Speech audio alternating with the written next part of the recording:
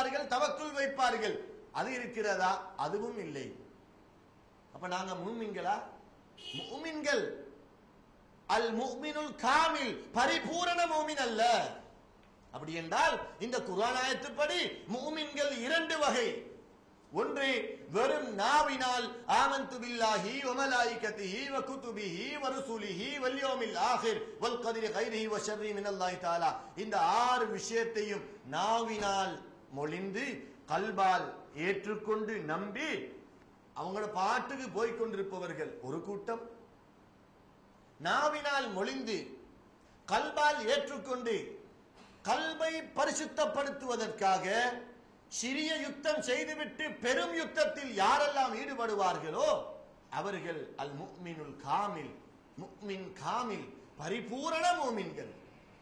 சிறிய யுத்தம் செய்துவிட்டு பெரும் யுத்தம் என்றால் என்ன? முக்கியமான ஒரு யுத்தத்திற்கு, பத்ர் யுத்தம் அல்லது உஹுது யுத்தம் அல்லது ஹந்தக் யுத்தம் அல்லது ஹைபர் யுத்தம், இந்த 4ல ஏதாவது ஒரு யுத்தம் என்று நினைக்கிறது. உலமாக்கள் யா சரி, உண்மையிலே என்ன யுத்தம் என்று தெரியுமெண்டா சொல்லுங்க, அதை சொல்லிடுவோம். 4ல ஏதாவது ஒரு யுத்தம். இந்த யுத்தத்துக்கு போய் சஹாபா பெருமக்கள் எல்லாரும் மிச்சம் கஷ்டத்தோட டயர்டாக வந்து உட்கார்ந்து கொண்டிருக்கும் பொழுது கண்மணி நாயகம் ஸல்லல்லாஹு அலைஹி வஸல்லம் அவர்கள் சொன்னார்கள், இப்பொழுது நாங்க சின்ன யுத்தம் ஒன்றை செஞ்சுட்டு வந்து உட்கார்ந்து இருக்கிறோம், அனைவர்களும் பெரிய யுத்தத்துக்கு தயார் செய்யுங்க, தயாராக்கி கொள்ளுங்க. உங்களை சிறிய யுத்தம் செய்து விட்டோம், பெரும் யுத்தத்திற்கு தயாராகுங்கள். சஹாபாக்கள் கேட்கிறாங்க, சிந்திக்கிறாங்க, யா ரசூலல்லாஹ், மனைவிமார்களை விதவையாக ஆக்குவது, பிள்ளைகளை அனாதைகளாக ஆக்குவது, கை கால் முழு உடல் உறுப்புகளையும் துண்டு துண்டாக காவிர்களால் வெட்டப்படக்கூடிய அளவுக்கு தியாகம் செய்து இரத்தம் சிந்திவிட்டு உயிரையே பலியாக்கும் அளவுக்கு ஷஹீதுகளாக நாங்கள் ஆகுவதற்காகத்தான் சென்றோம். அது சிறிய யுத்தமா? இதைவிட பெரிய யுத்தம் ஒன்று இருக்கிறதா? அது என்ன யுத்தம் யா ரசூலல்லாஹ் ஸல்லல்லாஹு அலைஹி வஸல்லம்? ஜிஹாதுன் நஃப்ஸ், உங்களுடைய நஃப்ஸோடு நீங்கள் போராடுவது என்று சொன்னார். யுத்த களத்தில் போய் உயிரை பலியாக்குவதை விட, மனைவிமார்களை விதவையாக ஆக்குவதை விட, பிள்ளைகளை அனாதைகளாக ஆக்குவதை விட, உடல் உறுப்புகள் அல்லாஹ்வினால் கொடுக்கப்பட்ட இந்த நியாமத்துகளும் ரஹமத்துகளுமான இந்த உடல் உறுப்புகளை துண்டு துண்டாக கண்டம் கண்டமாக வெட்டப்படுவதை விட நஃப்ஸோடு போராடுவது பெரிய ஒரு ஜிஹாதி, பெரிய ஒரு யுத்தம் என்று சொன்னால் இதில் என்னென்ன அர்த்தம் உள்ளடங்கி இருக்கிறது?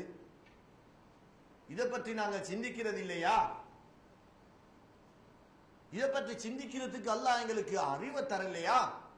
ஏன் நாங்கள் சிந்திக்காமல் இருக்கிறோம்? ஜிஹாதுல் அக்பர், ஜிஹாதுல் அஸ்கர், பெரிய யுத்தம், சிறிய யுத்தம். எங்கட அறிவுக்கு பார்த்தா நஃப்ஸோடு போராடுவது சிறிய யுத்தம், யுத்தத்திலே போய் ஷஹீதாகுவது பெரிய யுத்தம். ஆனால் கண்மணி நாயகம் ஸல்லல்லாஹு அலைஹி வஸல்லம் அவர்கள் யுத்தம் செய்வதை சிறிய யுத்தம் என்றும், ஜிஹாத் நஃப்ஸோடு போராடுவதை பெரிய யுத்தம் என்றும் சொன்னார்கள். என்ன காரணம்? அந்த அளவுக்கு மிகவும் கடினமானது. நாங்கள் பிறக்கும் பொழுது எங்களுடைய 2 விரோதிகளோடு பிறந்து விட்டோம். ஒன்று ஷைத்தான், அடுத்தது நஃப்ஸ். ஷைத்தான் வெளியிலிருந்து எங்களை தாக்கக்கூடியவன், நஃப்ஸ் உள்ளே இருந்து கொண்டே எங்களை தாக்கக்கூடியவன். நாங்க எல்லா கதவையும் பூட்டி இருக்கிறோம். வெளியிலிருந்து யாராவது கல்லால அடிச்சா அல்லது வேற கம்பு அது இது எடுத்து தடியெல்லாம் எடுத்து அடிச்சா எங்களை தாக்குவது கொஞ்சம் குறைவு. உள்ளால இருப்பவர்களே எல்லாரும் எழும்பி உள்ளுக்கு இருக்கிற ஒருத்தருக்கு அடிக்க தொடங்கினா என்ன நடக்கும்? தப்ப முடியுமா? கொஞ்சமாவது காயம் ஏற்படும். இதே போலதான் நஃப்ஸ் எங்களுக்குள்ளே இருந்தே எங்களை எதிர்க்கிறான், எங்களை வழிகெடுக்கிறான். இப்லீஸுக்கு ஆகவும் விருப்பமான ஒரு படைப்பென்று சொன்னால் ஒவ்வொரு மனிதனுடைய நஃப்ஸ் அம்மாரா. பெரிதாக நாங்கள் முஸ்லிம்கள் என்று சொல்கிறோம், மூமின்கள் என்று சொல்கிறோம். இந்த முஸ்லிமுடைய அந்தஸ்திலிருந்து மூமினுடைய அந்தஸ்துக்கு வருவது எப்படி? மூமினுடைய அந்தஸ்திலிருந்து முஹ்சினுடைய அந்தஸ்துக்கு வருவது எப்படி? முஹ்சின் என்றால் யார்? யார் ஒரு மனிதனோ அல்லது எங்கேயோ பிறந்த எங்கேயோ வஃபாத்தாகினவரோ முஹ்சின். யார் முஹ்சின்? வல்லாஹு யுஹிப்புல் முஹ்சினீன். அல்லாஹு தஆலா முஹ்சினீன்கள் என்னும் நல்லெண்ணம் படைத்தவர்களை மிகவும் மஹப்பத் வைக்கிறான். அந்த முஹ்சினீன்களுடைய நற்குணம் என்ன? அதிகமாக பொறுமை செய்வார்கள், அதிகமாக மன்னிப்பார்கள், அதிகமாக மக்களுக்கு உதவி செய்வார்கள். இஹ்லாஸ் என்னும் மன தூய்மையே அவர்களுடைய நோக்கமாக இருக்கும். மனிதர்கள் யாராவது என்னை புகழ வேண்டும் என்பதற்காக எதையும் செய்ய மாட்டார்கள். அதே போல அல்லாஹுவுக்கு எது விருப்பமோ அதை செய்வது சுவர்க்கத்திற்கு செல்வதை விட அவருக்கு மகிழ்ச்சியாக சந்தோஷமாக இருக்கும்.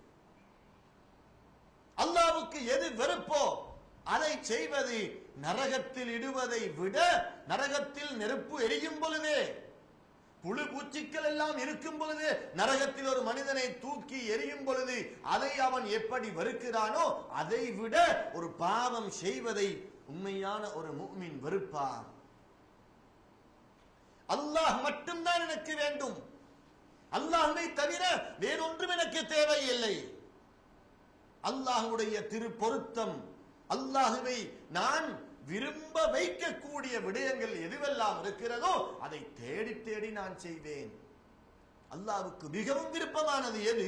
கண்மணி நாயகம் முஹம்மது முஸ்தபா ஸல்லல்லாஹு அலைஹி வஸல்லம் அவர்களை பின்பற்றுவதுதான், அவர்களை பற்றி அடிக்கடி பேசுவதுதான், அவர்களுடைய அல்லாஹ்வினால் கொடுக்கப்பட்ட கௌரவம், கண்ணியம், மகாத்மியம், மோஜிதாத்துக்களை பற்றி சொல்லி காண்பிப்பது மக்களிடத்திலே. அவர்களை பற்றி கேள்விப்படும் பொழுதெல்லாம் அவர்கள் இப்படி செய்தார்கள் அப்படி செய்தார்கள் என்று கேள்விப்படும் பொழுதெல்லாம் அதை நாங்கள் எங்களுடைய வாழ்க்கையிலே கொண்டு வருவது.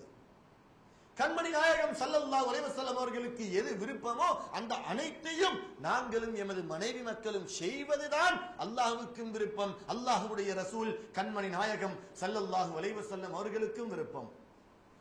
இந்த அமைப்பில் ஒரு மனிதன் அவருடைய வாழ்க்கையை அமைத்துக் கொண்டால் அவருக்கு பெயர் முஹ்சின், நல்லெண்ணம் படைத்தவர். சாலிஹீன் என்றால் யார்? முத்தகீன் என்றால் யார்? மூக்கினீன் என்றால் யார்? ஷுஹதாக்கள் என்றால் யார்? சித்தீகீன்கள் என்றால் யார்? முத்தசத்திகீன் என்றால் யார்? இப்படி குர்ஆன்ல ஒரே ஒரு முஸ்லிமுக்கு அல்லாஹு தஆலா நூற்றுக்கணக்கான பெயர் வைத்து அழைக்கிறார். முஸ்லிம் என்றால் யாரு? மூமின் என்றால் யாரு? முஹ்சின் என்றால் யாரு? முஹ்லிசீன்கள் என்றால் யாரு? இந்த அனைவர்களுமே மனிதர்கள் தான். வெளி தோற்றத்தில் மனிதர்களாக இருப்பார்கள், கல்பால் ஒவ்வொருவருக்கும் ஒவ்வொரு தரஜா இருக்கும், ஒவ்வொருவருக்கும் ஒவ்வொரு அந்தஸ்து இருக்கும். அபூபக்கர் சித்திக் ரலியல்லாஹு தஆலா அவருடைய அந்தஸ்துக்கு யாராவது ஒரு சஹாபிக்கு வர முடியுமா? நபிமார்கள் அல்லாத உம்மத்தினர்களுள் 600, 700, 900 வருடம் வாழ்ந்த காலங்களில் கூட அதிகமாக பகல் பூராக நோன்பு வைத்து இரவு பூராக நின்று வணங்கிய பனு இஸ்ரவேலர்கள் 500, 600, 700 வருடங்கள் வாழ்ந்தார்கள். அவர்களுக்கு கூட இவர்களுடைய அந்தஸ்துக்கு வர முடியுமா? இவங்க எத்தனை வருஷம் வாழ்ந்தாங்க? 63 வருஷம். 63 வருடங்கள் வாழ்ந்த சையதுனா அபூபக்கர் சித்திக் ரலியல்லாஹு தஆலா அன்ஹு அவர்களை பார்த்து கண்மணி நாயகம் ஸல்லல்லாஹு அலைஹி வஸல்லம் அவர்கள் என்ன சொல்கிறார்கள்? அபூபக்கர் சித்திக் ரலியல்லாஹு அன்ஹுடைய ஈமானை ஒரு தராசு தட்டிலும் உலகத்திலே நபிமார்கள் அல்லாத, ரசூல்மார்கள் நபிமார்கள் அல்லாத தவறாக விளங்கிடக்கூடாது. இன்றைக்கு நாங்க தான் தவறான விளக்கம் கொடுக்கக்கூடியவங்க என்று உலகத்தில் பிராண்டடாக இருக்கு. ஷிர்கு, பித்அத்து, அது இது எல்லாம் எங்களுக்கு தான் வந்திருக்கிறது. அல்லாஹ் பாதுகாக்க வேண்டும். வேற எங்கேயோ போயிருக்கு. அல்லாஹு தஆலாவின் நல்லடியார்களே, கண்மணி நாயகம் ஸல்லல்லாஹு அலைஹி வஸல்லம் அவர்கள் உலகத்திலே எதை எங்களுக்கு கொண்டு வந்து காட்டி தந்தார்களோ அதை பரிபூரணமாக அணுவாக பின்பற்ற வேண்டும் என்று முதலாவதாக ஆசை வைத்தவர்கள் அபூபக்கர் சித்திக் ரலியல்லாஹு தஆலா அன்ஹு. முழு உலகத்திலும் உள்ள படைப்பினங்களுள் ரசூல்மார்கள் நபிமார்களை தவிர உள்ள அனைத்து மக்கள், ஆண்கள், பெண்கள், நல்லடியார்கள், சஹாபாக்கள், தாபியங்கள், தபு தாபியங்கள், இமாம்கள், வலிமார்கள், நாதாக்கள், சூஃபியாக்கள், கியாமத்து நாள் வரையில வரக்கூடிய அனைத்து நல்லடியார்கள்